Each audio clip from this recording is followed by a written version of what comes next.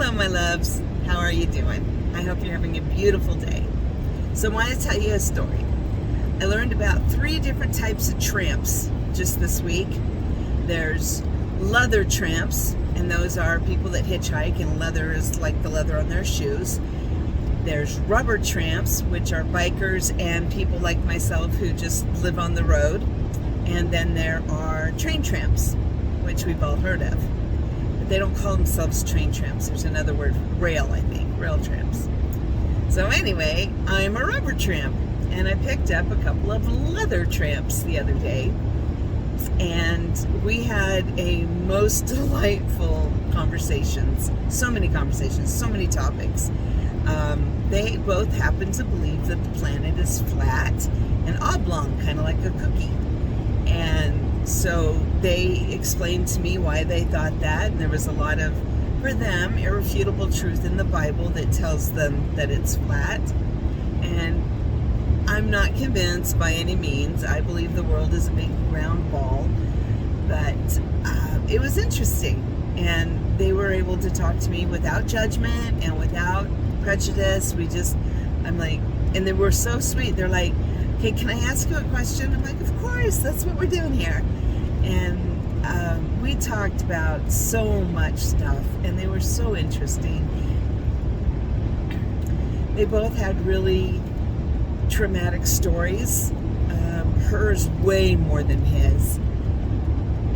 I actually kind of cried a little bit while I was driving while she was telling me her story. And she said that she had told me things that she hadn't even told her husband. And she's like, "Nothing personal, babe." And he's like, no, you feel safe. So I thought that was really sweet that she trusted me enough to tell me her intimate, painful stories. But yeah, so I know what you're gonna say. I shouldn't pick up hitchhikers, but it was freezing outside. And I gave them a ride all the way to the house that they were going to for Christmas. And I mean, I'm going that way. It's not going to cost me a penny of extra gas money. Oh, we had a lovely trip, and I hope that they both are safe and sound and have as nice a Christmas as possible.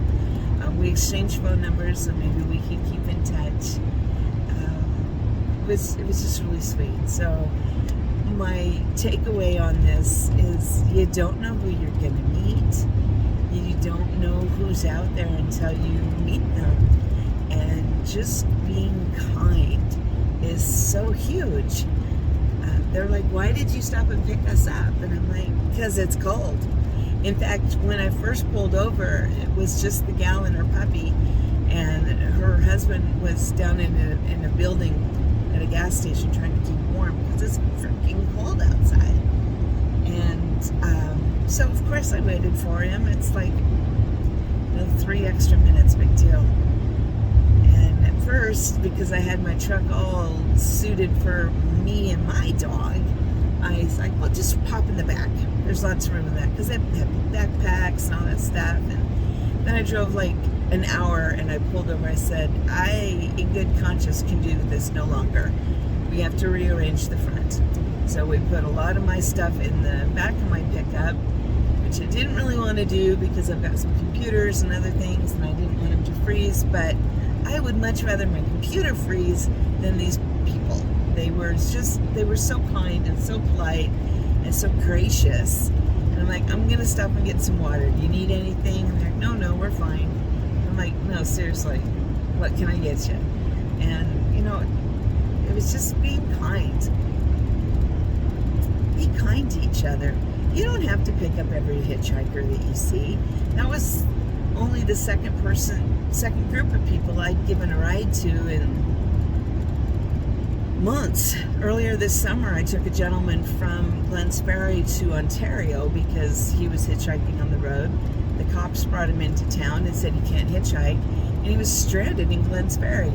And there's not a lot of people, not a lot of truckers that are heading out of Glens Ferry for this man, and he was really kind of stressing. And I'm like, "Where are you going?"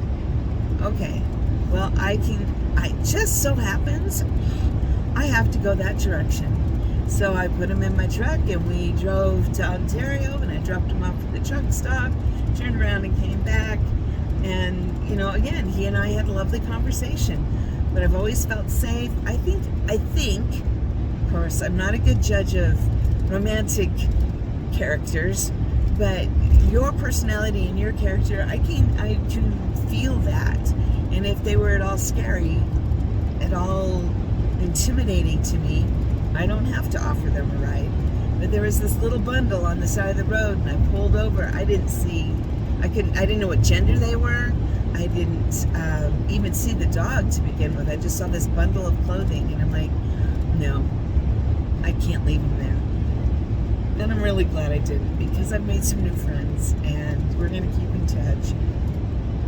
And next time we both happen to be in the same locale, we'll hook up. So here's to all you leather tramps and rubber tramps and steel tramps, or whatever they call the railroaders. I don't remember, but they did say that it's harder and harder to catch rides on railroads because of all the cameras. But and that's something I've never done. I always thought as a kid that would be pretty awesome, but still a little bit scared. So yeah, okay, that's my share for the day.